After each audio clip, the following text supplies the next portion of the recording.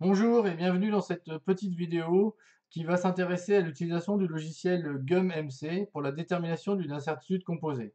Alors en TP, souvent on a besoin d'écrire le résultat avec son incertitude. Alors quand l'incertitude est constituée de plusieurs choses, c'est difficile à calculer, la formule est complexe, donc on utilise un logiciel. Alors ici, on va commencer par prendre un exemple, donc l'exemple de la diffraction.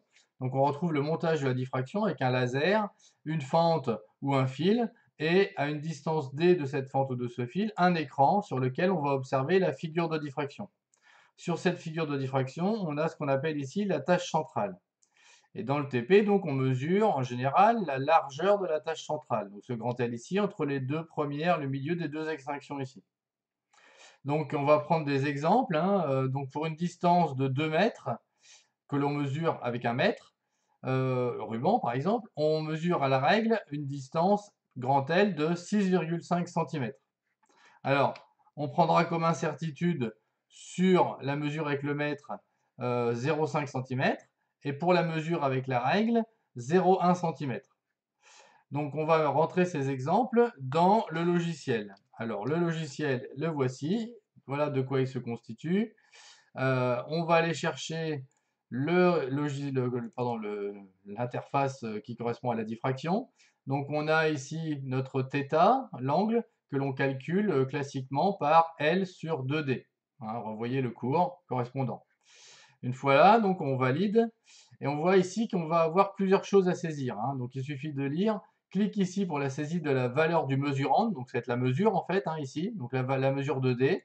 Donc la mesure de D c'était 2 mètres, on va mettre tout dans les unités légales, et on a dit que l'incertitude c'était 0,5 cm, donc 0,5, et pour le 10 cm, pardon, 10-2, donc E-2. On pourrait très bien l'écrire directement. La valeur de L, on avait choisi donc 6,5 cm, donc 6,5 10-2. Alors ici, vous voyez qu'il y a on peut mettre plusieurs incertitudes. Ici, incertitude due à la lecture sur la règle, donc ça, on l'avait fixé, on a dit 0,1 cm, donc 0,1 E-2.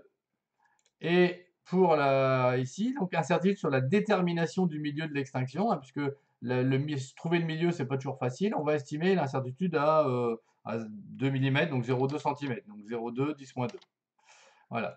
Une fois qu'on a rentré toutes les valeurs, eh bien, on peut cliquer pour trouver la valeur finale.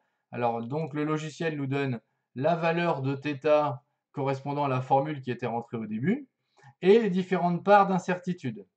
Donc on voit ici évidemment que la part d'incertitude sur la mesure de grand D est très faible et que la plus grosse erreur que l'on commet, c'est sur la détermination du milieu de l'obscurité. Alors après, en général, on va vous demander d'écrire le résultat avec un certain taux de confiance, la plupart du temps donc à 95%, on va dire cette ligne-là, et vous allez trouver ici donc l'écriture soit avec un chiffre, soit avec deux chiffres du résultat. Donc là, souvent, c'est avec un seul chiffre gardé sur l'incertitude. Donc vous voyez l'écriture du résultat, ce qu'il faudra recopier en général, donc 0,0162 plus ou moins 0,006. On voit ici évidemment que le 6 là correspond au 2 qui est ici, ce qui est toujours le cas. Voilà, c'est tout pour cette vidéo, je vous remercie, à bientôt, au revoir.